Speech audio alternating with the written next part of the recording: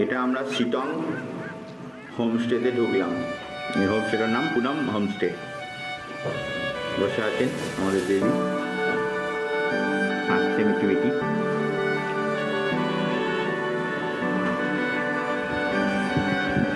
এটা balcony, balcony থেকে তোমার নামের রোদ্দুরে আমি ডুবেছি সমুদ্রে, জানি না যাব কদ্দুরে এখনো।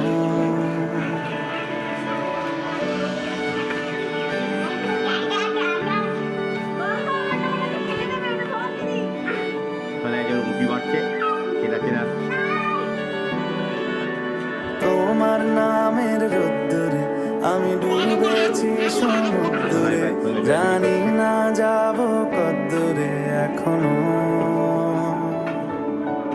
আমার পোড়া কপালে আর আমার সন্ধে সকালে তুমি কেন এলে জানি না এখনো।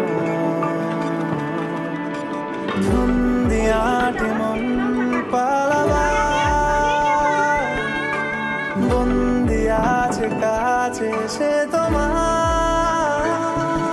যদি সত্যি জানতে চাও তোমাকে চাই, তোমাকে চাই।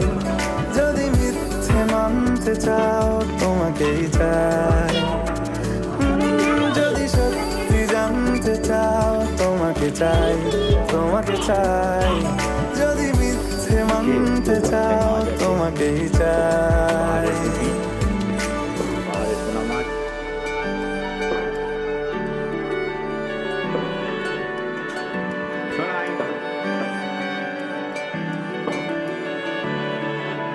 হলো শুরু 7 দিনে এই খেলাধুলো রাত দিনে, জানি বারণ করার সাধ্য নেই আর আমার। তোমার নামের মন্দিরে আর তোমার নামের মসজিদে আমি কথা দিয়ে এসেছি বারবার।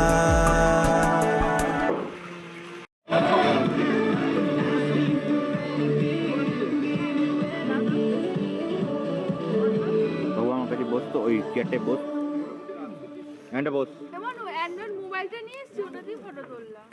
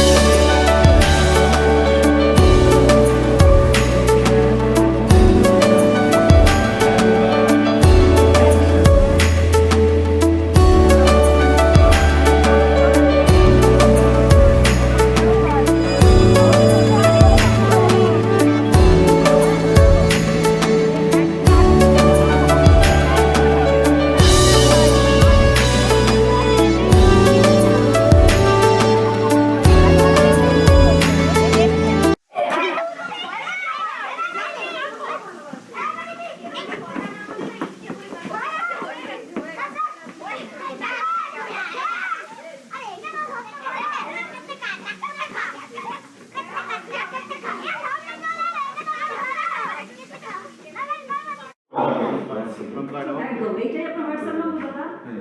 সব ছবি আর আপনাকে নিয়ে একটা ভিডিও তো রেডি করলাম, পুরোটা আপনি যা বললেন ওইটা আপনাকে লিঙ্ক পাঠাবো।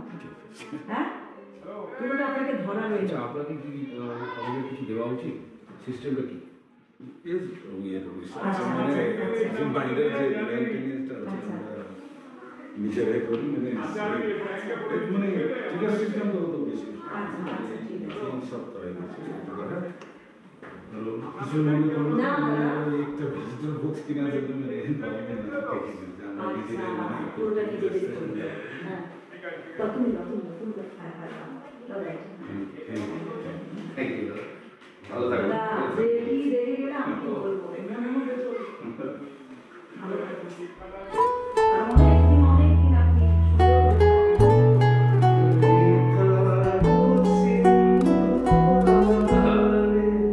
তুমি রবে নীরবে হৃদয়ে মম তুমি রবে নীরবে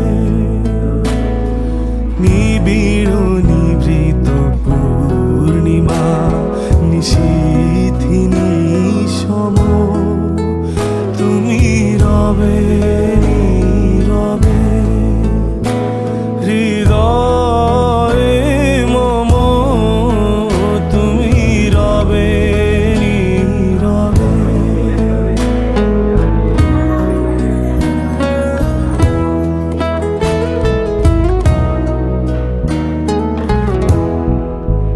মম জীবন যৌবন মম অখিল ভুবন তুমি ভরিবে গৌরবে নিশীথিনী সম তুমি রবে নীরবে হৃদয়ে মম তুমি রবে নীরবে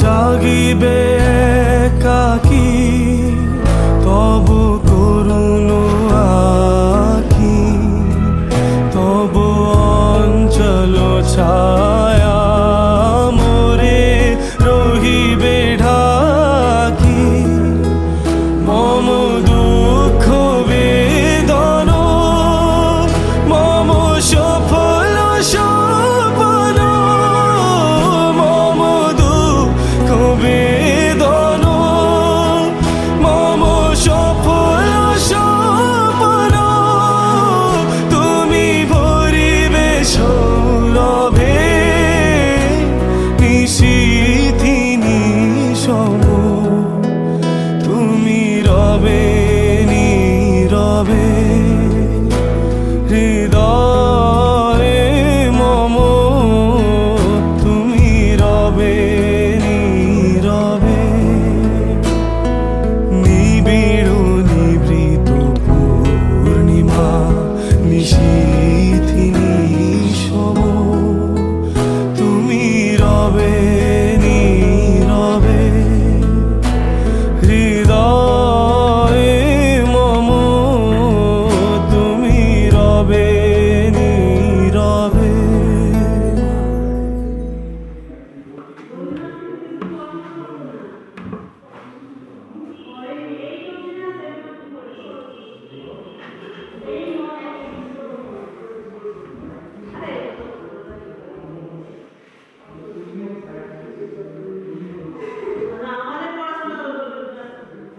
রবীন্দ্রনাথ ঠাকুরের এই চাঁদের ঘরটা দেখেছো ভাই?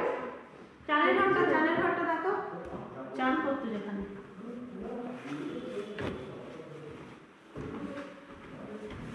ওই ছবিটা দেখেছিস?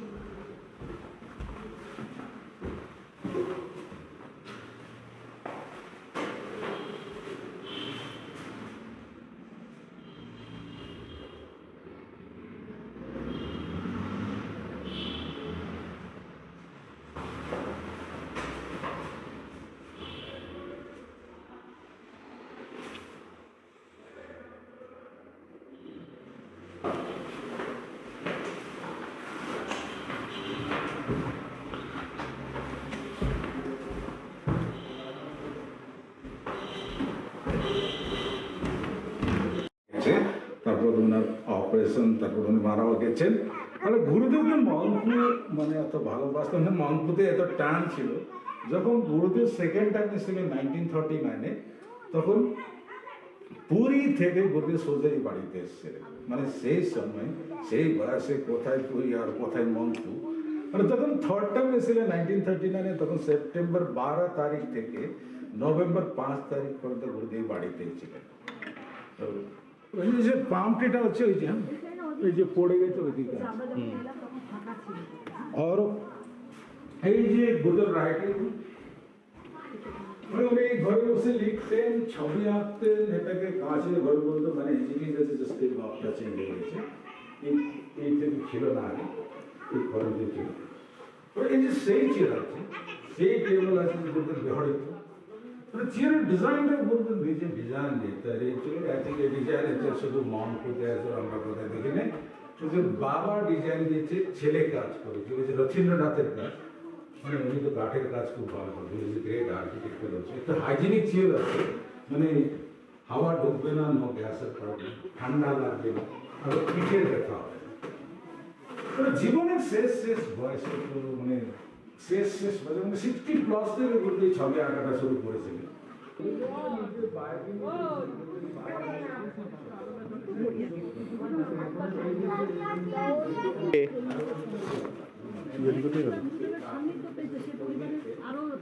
হাতটা কি হলো? এর হাতটা কি হলো?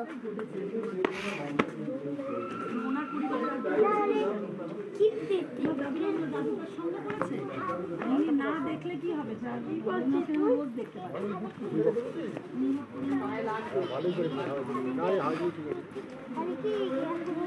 বাবু পড়বে বলেছিল, বাবু তো আমি কাটা মোজা নয়, অসুবিধা হবে। ভাই দেখ জলের বোতল দিয়ে রাখো।